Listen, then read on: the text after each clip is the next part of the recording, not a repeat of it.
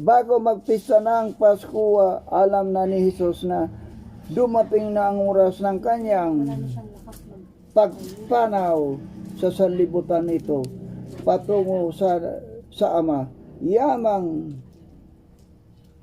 minahal niya ang sariling kanya na nasa sanlibutan, sila ay kanyang minahal hanggang sa katapusan. Nang oras ng hapunan, inilagay ng dyablo sa puso ni Judas Iscariote na anak ni Simon na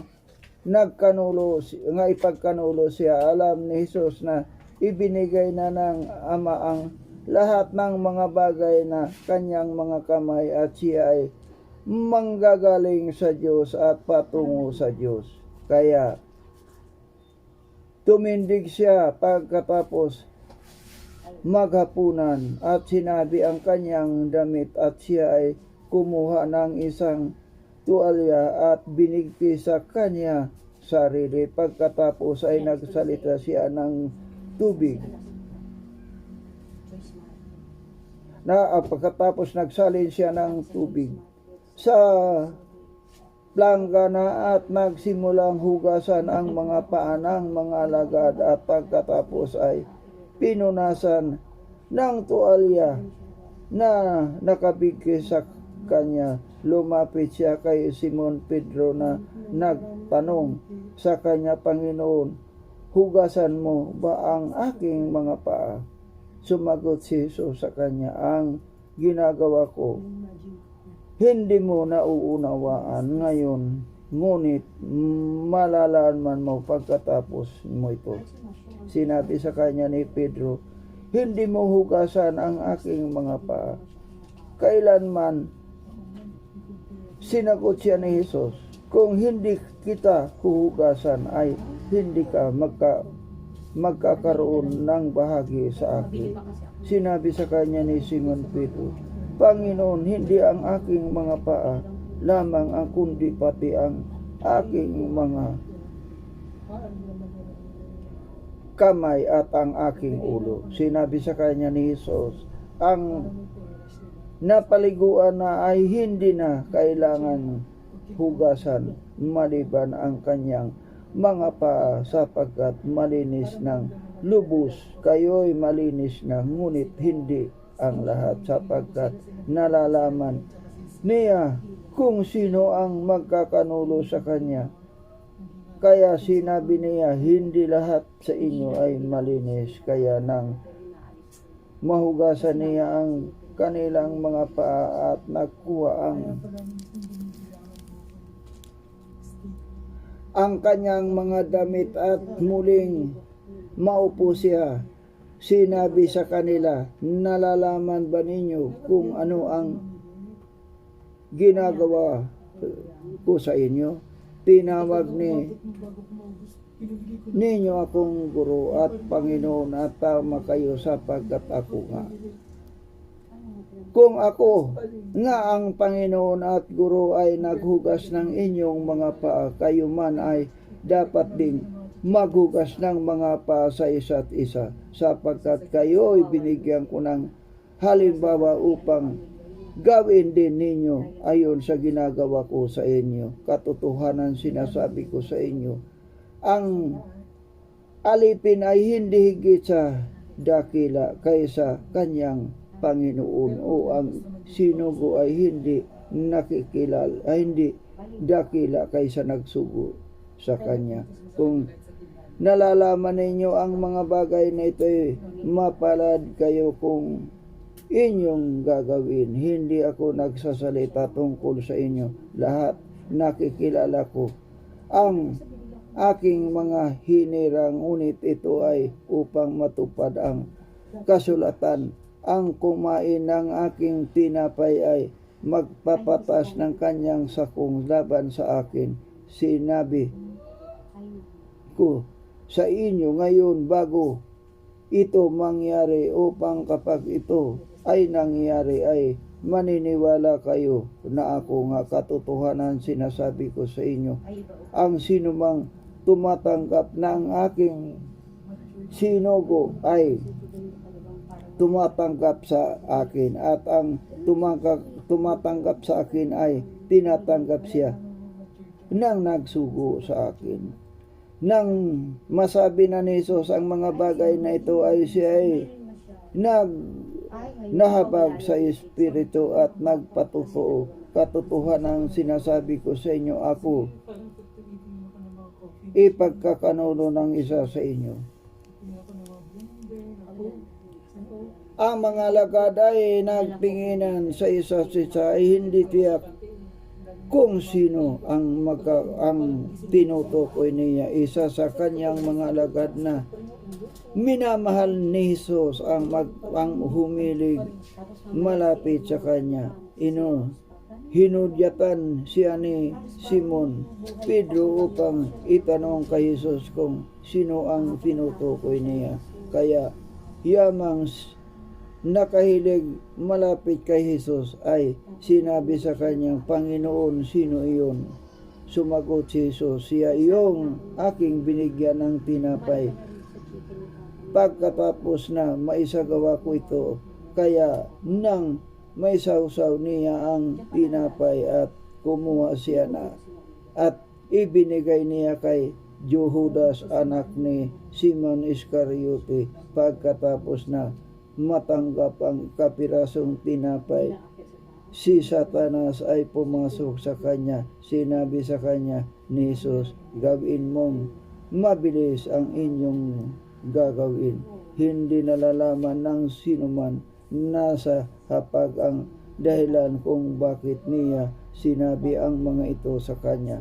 Salip ng ilan na sapagkat si Judas ang may hawak ng supot, ay sinabi ni Jesus sa kanya, bumili ka ng mga bagay na ating kailangan sa pista o may pagbigay siya ng anumang sa mga dukha. Kaya pagkatapos tanggapin ang tinapay, ay nagmamadali siyang lumabas. Noon ay gabi na. Nang siya ay makalabas na, ay sinabi ni Jesus, ngayon ay nilululuhati ang anak ng tao at ang Diyos ay nilululuhati sa kanya. Kung ang Diyos ay nilululuhati sa kanya, lululuhatiin din siya ng Diyos sa kanya at luluhatiin siya kaagad.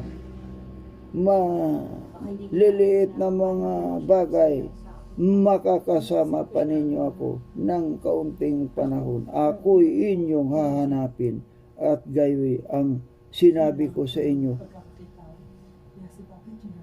sa mga Hudyo ay sinasabi ko sa inyo ngayon.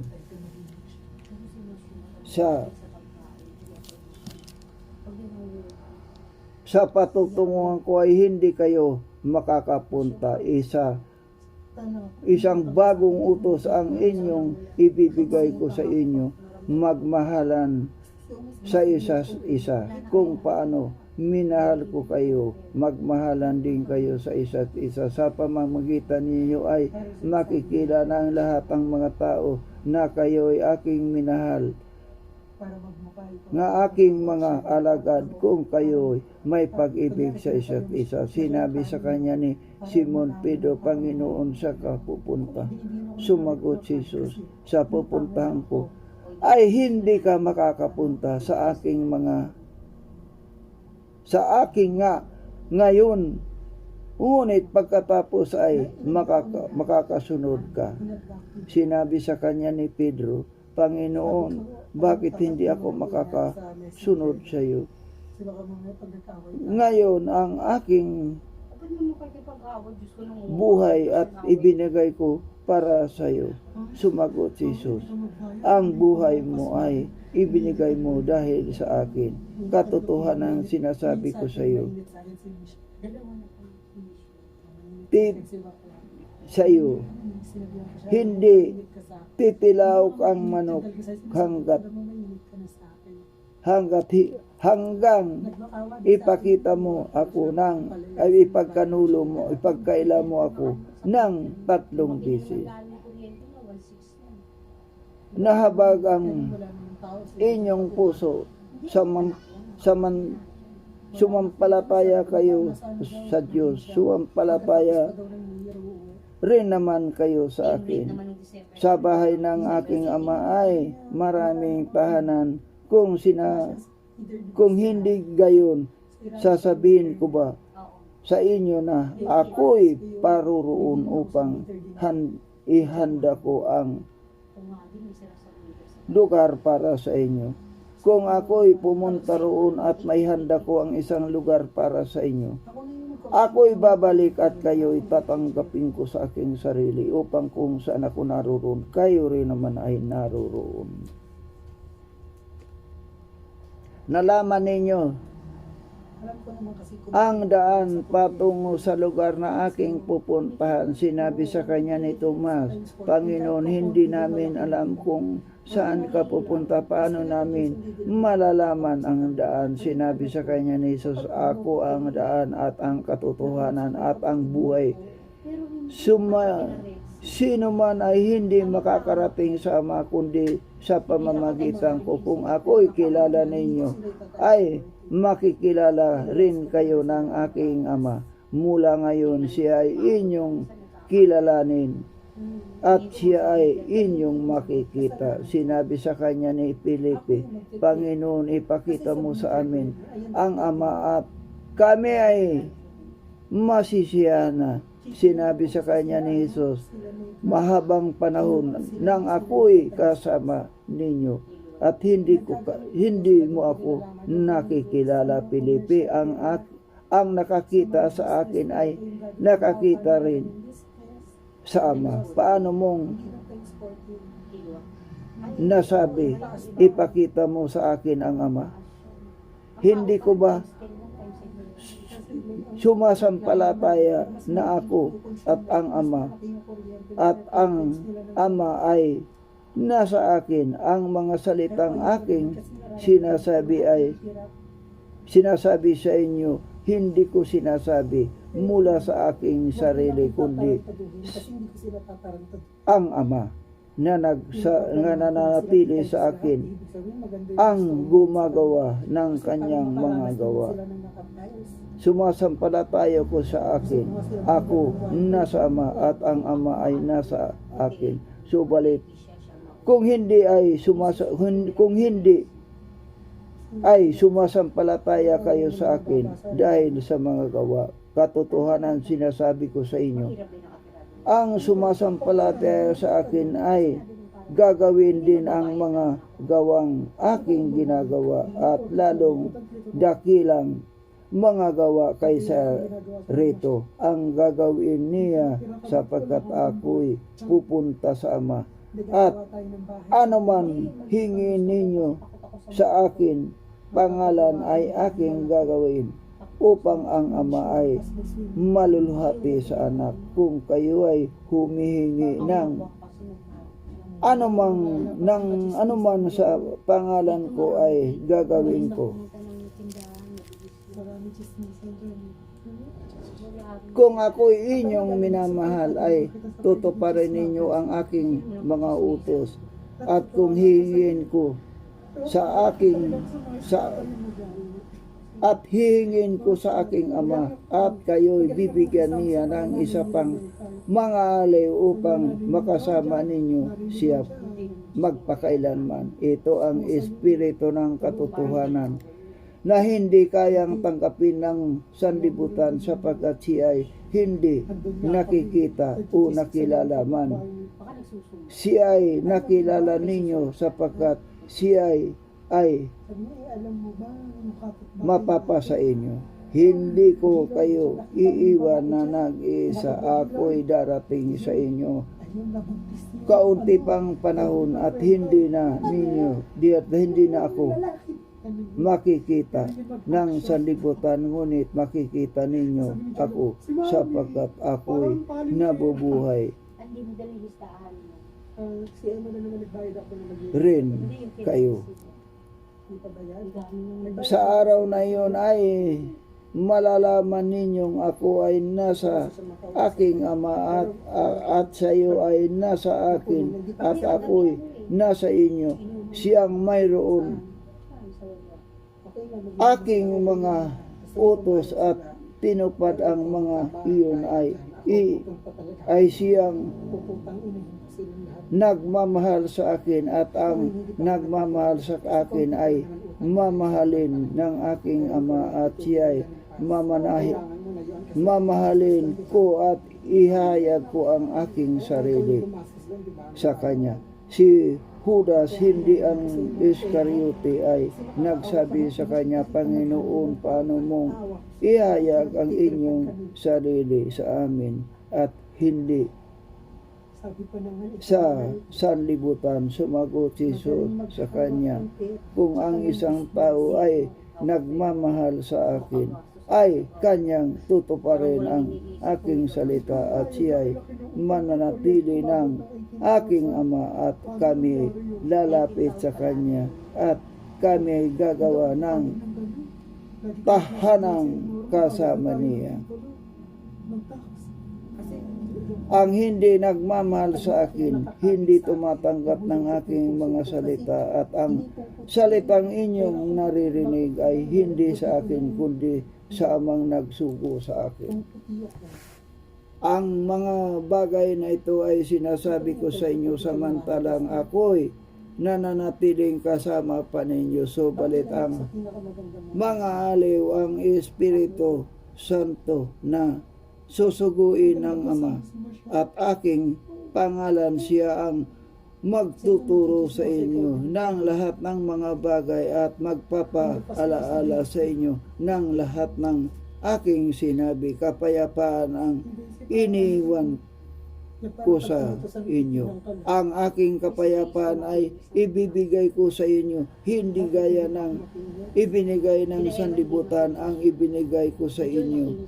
Huwag mahabag ang inyong puso o matakot man. Narinig ninyo, sinabi ko sa inyo, ako ay aalis at babalik ako sa inyo kung ako ay inyong minamahal. Kaya magalak sapagkat ako'y pupunta sa Ama, sapagkat ang Ama ay higit na dakila kayo sa akin. At ngayon ay sinabi ko sa inyo, bago pa mangyari upang kung ito mangyayari kayo ay maniwala. Hindi na ako magsasalita pa ng marami sa inyo, sapagkat dumarating na ang pinuno ng sanlibutan, siya ay walang kapangyarihan sa akin. Subalit ginagawa ko ang ayon sa inuutos sa akin ng Ama upang malaman ng sanlibutan na minahal ko ang Ama. Tumindig tayo at umalis na tayo.